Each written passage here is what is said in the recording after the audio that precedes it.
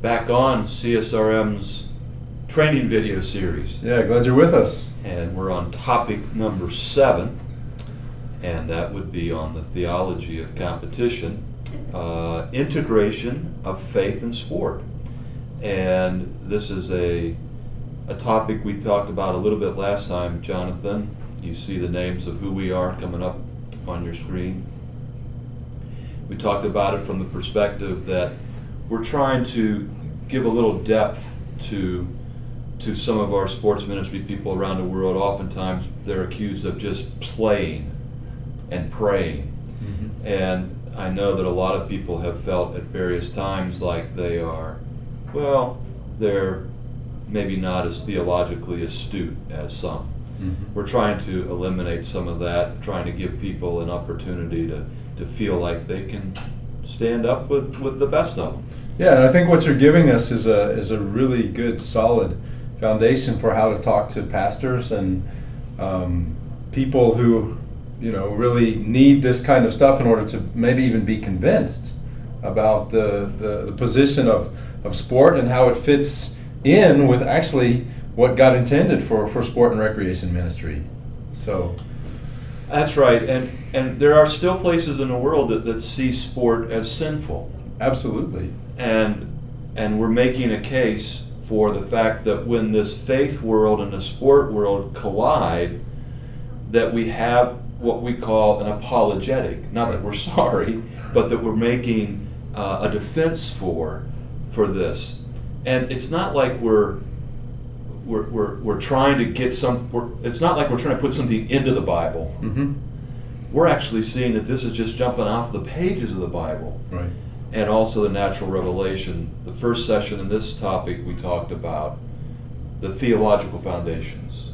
Uh-huh. That God reveals himself through his divine word, both the scripture and his living word, Jesus, but also then through the natural revelation. Right. And this is going to help people as their faith and sport worlds collide. And this graph is going to come back through this topic, and we're going to explain it a little bit more as we go forward. But this gives you the foundation. And last time we talked about that in order to understand where we're going, we have to first comprehend that sport and competition are not the same, mm-hmm. but that sport is one aspect of competition or one manifestation.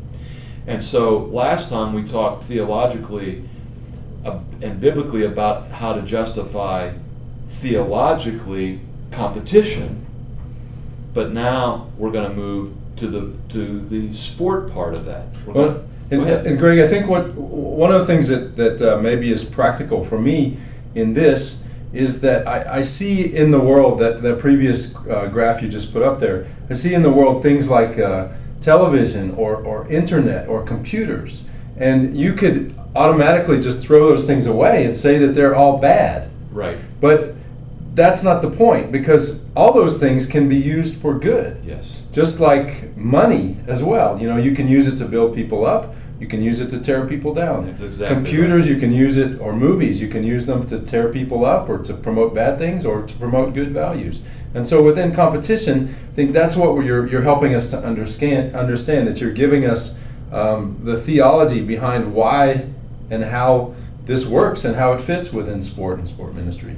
And so we said that the competition and was created good, but we fouled it up, so we've got to redeem it. Mm-hmm. So now today, how can we redeem sport? What can we do? What can the local church sports minister do? First of all, you got to comprehend what competition is. Mm-hmm. And so this graph is what we call the PIL graph, or the progressive intensity level of competition. And the PIL starts off at play and ends with professional sport. Now, play. 2 parents are out on a sandy beach, summer vacation or holiday, and the kids are playing in the sand, and they're looking back, and they've got their book and they've got their cold drink, and they say, this is great.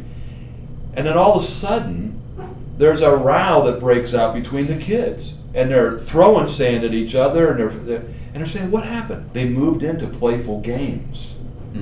Let's build a sandcastle. Oh, cool, and they're playing. I can build a better sandcastle than you can. Well, who's going to do that? The older, more coordinated kid, right? And then what's going to happen? He's going to make fun of the younger sibling. Now, you never did that. No, because mine's bigger and better than yours. And suddenly, what happens when the little runt of the family has one alternative left to go kick down? That's right. That's what you do. And so you can see what happened. Competition entered into the holiday vacation. Well, what's interesting too is that you don't have to teach the kids that. You don't. It's just there. They just do it. They just start playing, and then the next thing you know, they're trying to outdo one another. So this PIL is going to come clear as we move into this philosophy of sport. But just keep in mind that there are games. A lot of people play Monopoly. My family plays a game we call marbles. It's whatever games. And then there's athletics.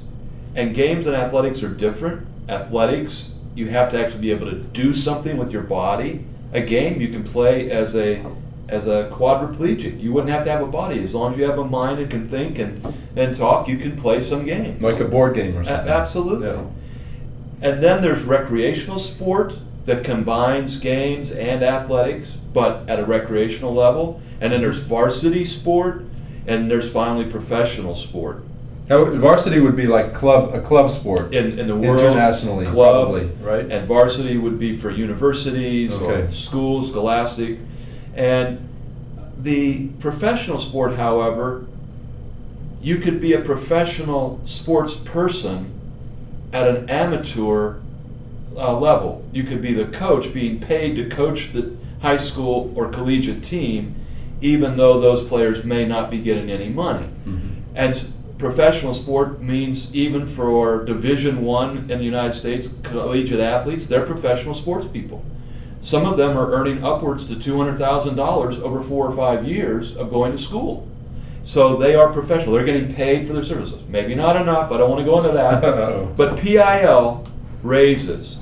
There's a second influence that comes along.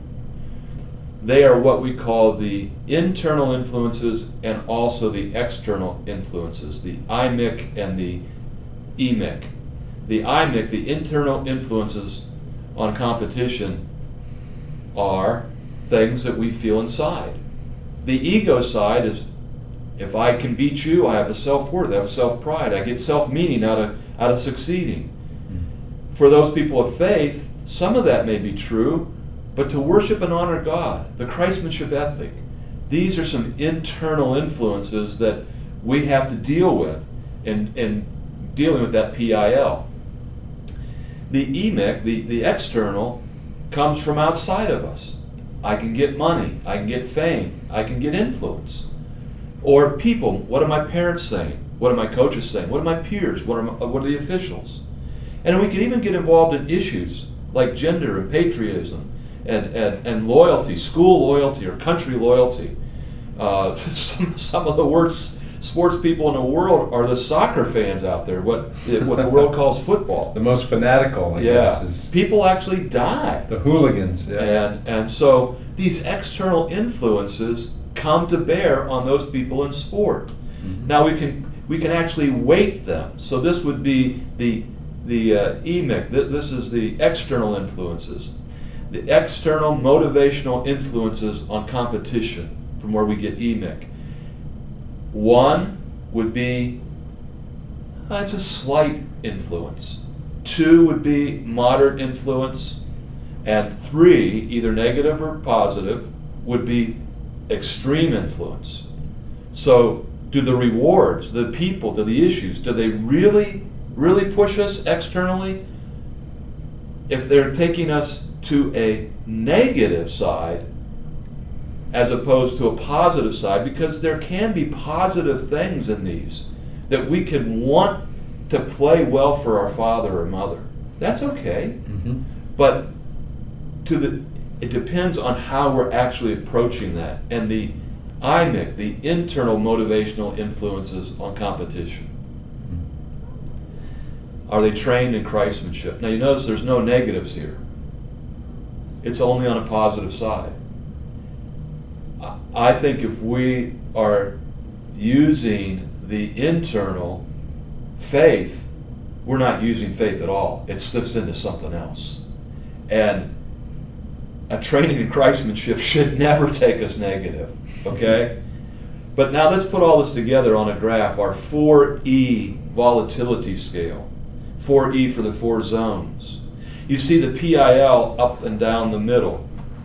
So start with play, playful games, all the way up to professional sport. And then you see going from left to right on the bottom axis there, that as you weight those things, how much was your coach's influence, a positive or negative? It could be either.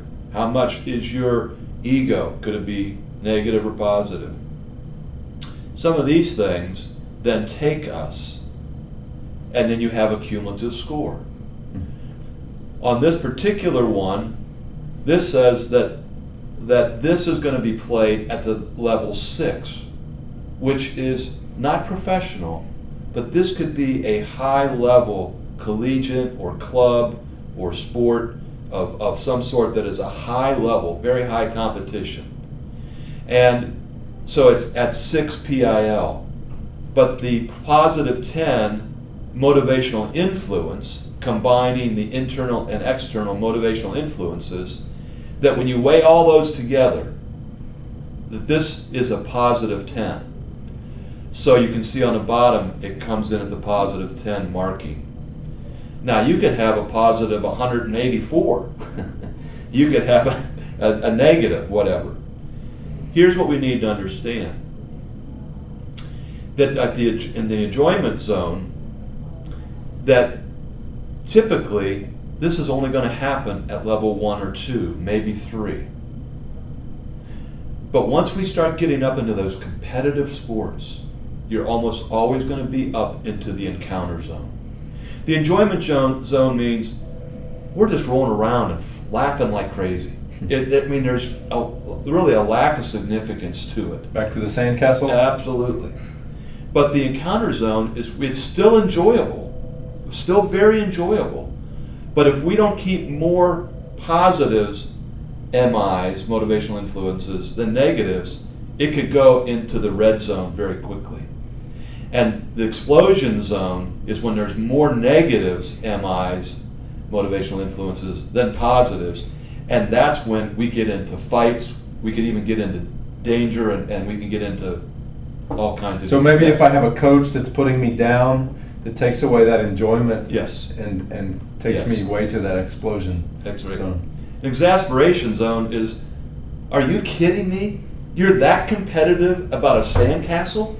I mean, you're just like exasperated. This is ridiculous. And so what you need to understand in the local church sports ministry is that you've got to design your sports ministry to be able to keep things in the positive zone, that even if there's a high level of competition, you can keep things enjoyable. It doesn't always have to be fall down laughing funny, but it's enjoyable. Mm-hmm. Now, once again, we're talking about homework.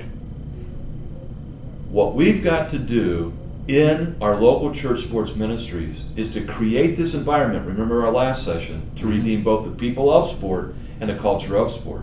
You cannot redeem the people of sport. You cannot redeem those people that are coming to you to play sport if they're not in the enjoyment zone. Mm-hmm. If they're in the exasperated zone, they're walking out after the first week. Right, and your witness is terrible. Yeah. If it's in the explosion zone, you're going to have a hard time reaching them. Right. They may come back. The exasperated ones, they're leaving. The explosion ones, they may come back, but they're coming back to explode, not to enjoy. Mm-hmm. And so we've got to incorporate the PIL and these E-mix and I-mix principles into our local church in order for this to work. Okay, Jonathan. Good stuff, Greg. Thanks for bringing that to our attention. Again, if we are... Go ahead, you got to... Yeah, I got to say this. We got to appreciate our doctor. But no, if you really are into this, then you can read Greg's book. It's really a great compilation of all of this. So. Yeah, this is in the book. It's in much more. And again, if I gave you any more, I'm going to have to charge you for a whole semester. And we're going to move on. Okay, so here's some ways to get in touch with us if you'd like to. And also, we'd like to tell you that the third session that we're going to encounter in this topic is now we're going to talk about biblically based sports. We're going to go a little deeper into the theological foundation for sport itself. And then we're also going to go into, are there any sports that cannot be biblically defended? You want to tune in for that one? Oh, that's coming. So if you've got a sport and you're saying, does the Bible support it? We're going to get to that. And we're also going to get to some of that in terms of how it impacts local church sports outreaches. Can you do these sports in your sports ministries? Great. So we are wrapping this session up. Thanks for joining us. And we're going to come back on session 3 next time. See you next time.